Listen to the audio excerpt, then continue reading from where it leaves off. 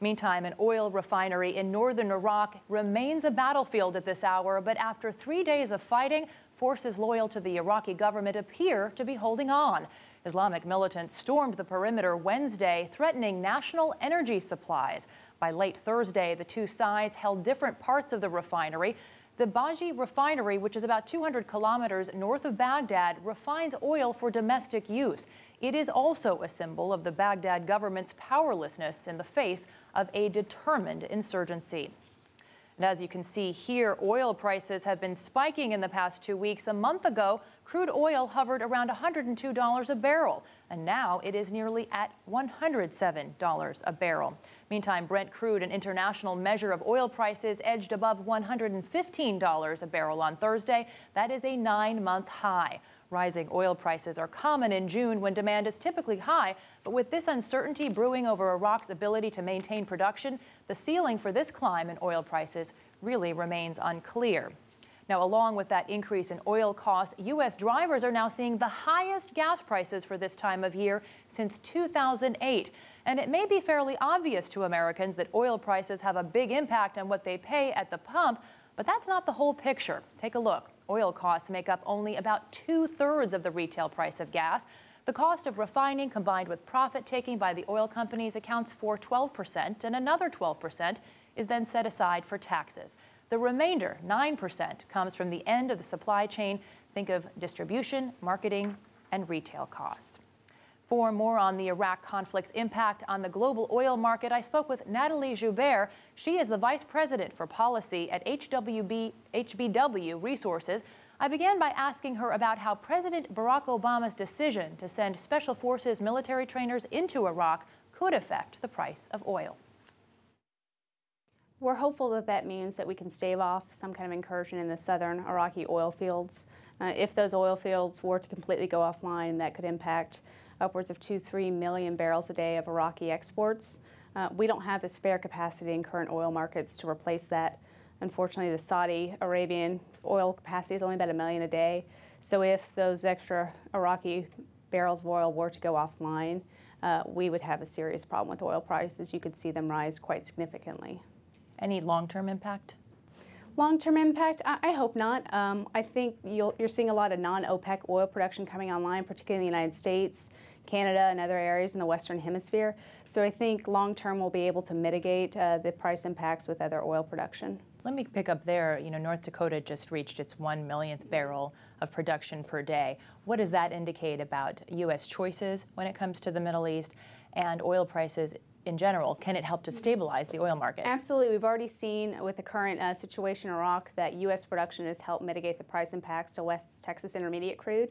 There's still a fairly significant price differential there. So additional oil production in North Dakota and Texas and elsewhere in the United States is really helping to mitigate the price shocks. So what about Europe, though? They obviously are very concerned about the Russian gas coming into their continent. Does Iraq also present a problem for their energy supply?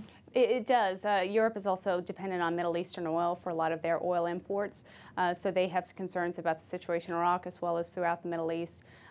Hopefully, U.S. crude, other North American crudes can be able to displace some of that. But yes, Europe should be equally concerned.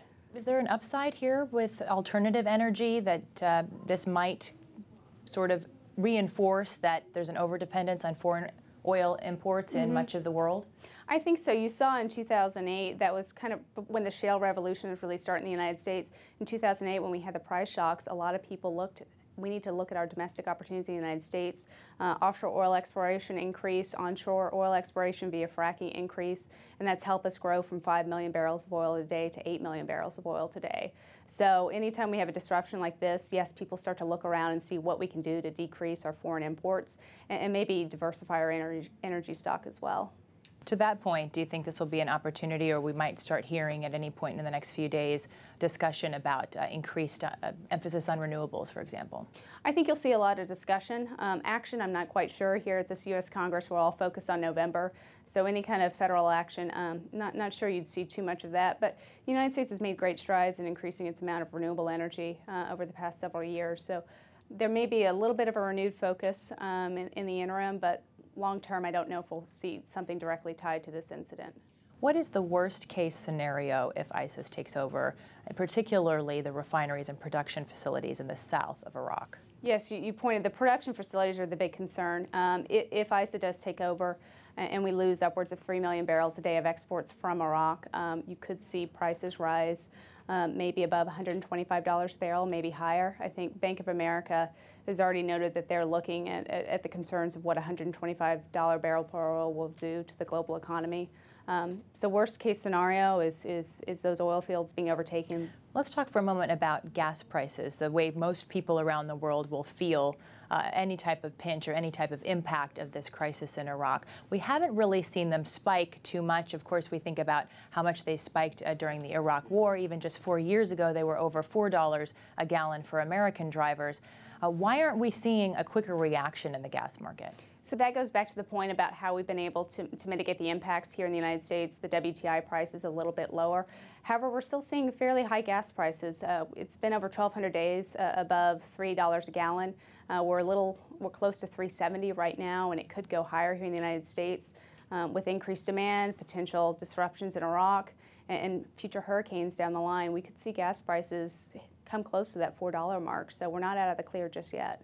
The United States is watching what's happening in Iraq. Europe is. What do you think the impact could be on Asian markets, specifically China? I think China should be equally concerned about what is happening in Iraq and how this could affect their oil supplies. China, just like the United States, just like Europe, they consume oil based on the global price. So these shocks to the market could affect what consumers pay in China. For an economy that's growing as fast as theirs, any impact to oil prices could stagnate growth. We've seen that a $10 increase in the price per barrel of oil could stagnate economic growth by 0.5 percentage point, which is quite significant. Our thanks to Natalie Joubert from HBW Resources for that.